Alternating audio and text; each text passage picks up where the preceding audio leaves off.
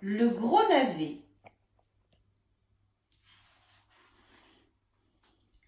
Le gros navet. Il y a bien longtemps, un vieil homme et une vieille femme habitaient une bicoque branlante au milieu d'un immense jardin d'herbes folles.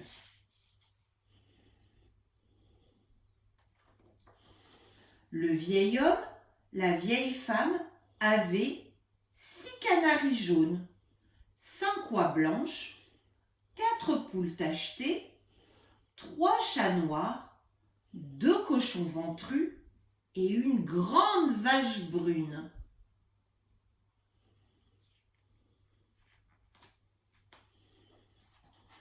Un beau matin de mars, la vieille femme s'assit sur son lit, sentit la tiédeur du printemps et dit « Le moment est venu de semer ».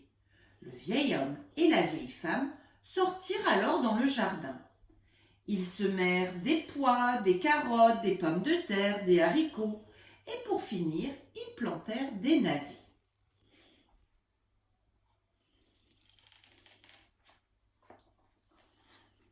Cette nuit-là, il y eut une grosse pluie sur le jardin autour de la bicoque branlante.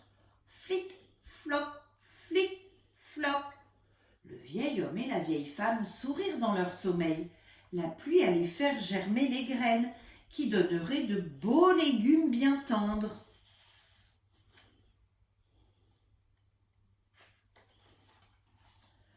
Le printemps passa et le soleil de l'été fit mûrir les plantes. Le vieil homme et la vieille femme récoltèrent leurs carottes et leurs pommes de terre, leurs pois et leurs haricots et aussi leurs navets. À la fin de la rangée, il restait un navet qui paraissait très grand, un navet qui paraissait géant.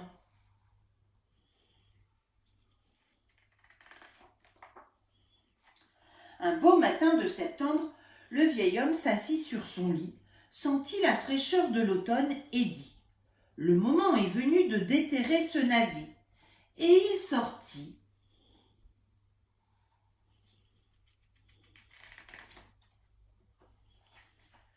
Le vieil homme tira le navet. Il le secoua, tantôt à petits coups, tantôt violemment. Il s'arc-bouta de toutes ses forces, mais le navet ne bougea pas. Alors, le vieil homme alla chercher la vieille femme.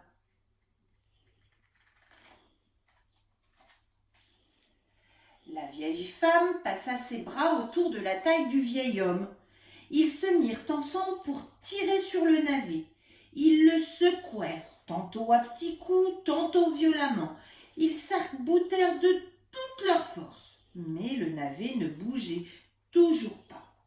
Alors, la vieille femme s'en alla chercher la grande vache brune.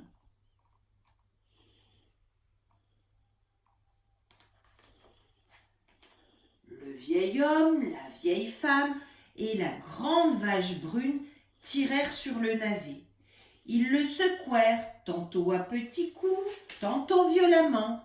Ils s'arc-boutèrent de toute leur force, mais le navet ne bougeait toujours pas. Alors le vieil homme s'essuya le front et s'en alla chercher les 2 cochons ventrus.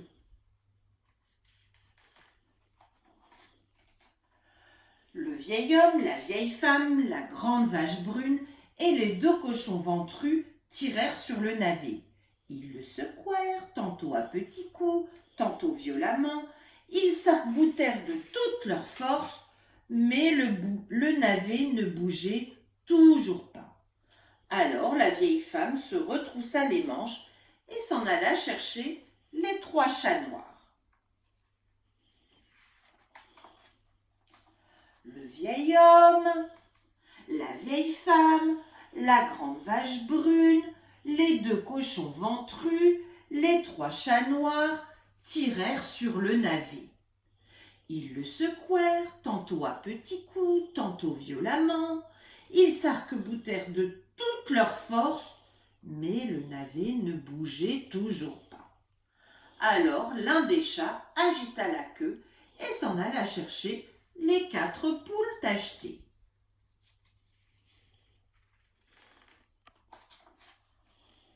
Le vieil homme, la vieille femme, la grande vache brune, les 2 cochons ventrus, les 3 chats noirs et les 4 poules tachetées tirèrent sur le navet.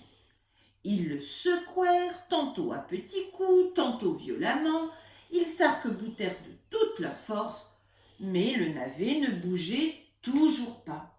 Alors, une des poules secoua ses plumes et s'en alla chercher les 5 oies blanches. Le vieil homme, la vieille femme, la grande vache brune, les 2 cochons ventrus, les 3 chats noirs, les 4 poules tachetées et les 5 oies blanches tirèrent sur le navet. Ils le secouèrent, tantôt à petits coups, tantôt violemment. Ils s'arc-boutèrent de toute leur force, mais le navet ne bougeait toujours pas. Alors, une des oies inclina la tête et s'en alla chercher les 6 canaris jaunes.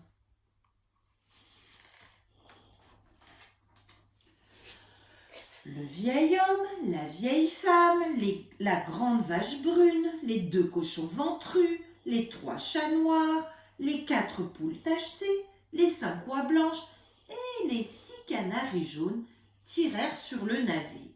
Ils le secouèrent, tantôt à petits coups, tantôt violemment. Mais le navet ne bougeait toujours pas. Le vieil homme se gratta la tête. Bêtes et volailles se couchèrent pour reprendre leur souffle. La vieille femme eut soudain une idée.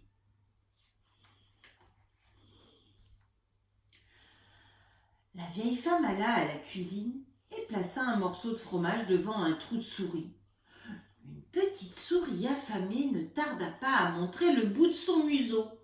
La vieille femme s'en saisit et l'emporta au potager. Le vieil homme, la vieille femme, la grande vache brune, les 2 cochons ventrus, les 3 chats noirs, les 4 poules tachetées, les 5 oies blanches, les 6 canaris jaunes et la petite souris affamée tirèrent sur le navet. Ils le secouèrent, tantôt à petits coups, tantôt violemment. Ils s'arc-boutèrent de toute leur force. Et pan! Le navet géant jaillit du sol, et tous tombèrent à la renverse. Les canaris sur la souris, les oies sur les canaris, les poules sur les oies, les chats sur les poules, les cochons sur les chats, la vache sur les cochons, la vieille femme sur la vache et le vieil homme sur la vieille femme. Et toujours étendus par terre, ils éclatèrent de rire.